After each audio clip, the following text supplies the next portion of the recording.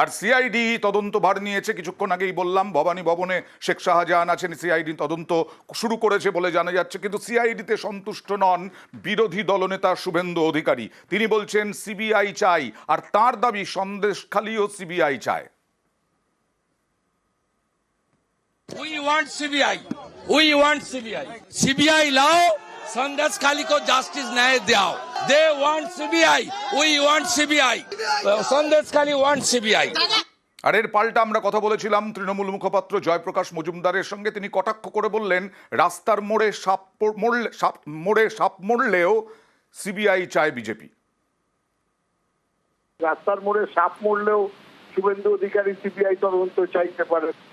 ED গিয়েছিল, সেখানে ইডির লোকজনের ওপর আক্রমণ হয়েছিল, কিছু গ্রামবাসী আক্রমণ করেছিল, সেই ঘটনার জন্য সিবিআই তদন্ত না।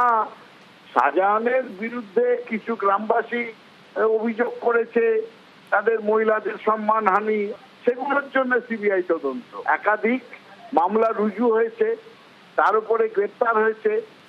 এখন শুভেন্দু অধিকারী কোন ঘটনার জন্য সিবিআই চাইছেন সেটা বোঝা দরকার। হাওয়া গরম করার জন্য সন্দেশখালীতে গিয়ে উই ওয়ান্ট সিবিআই বলে চিৎকার করছে।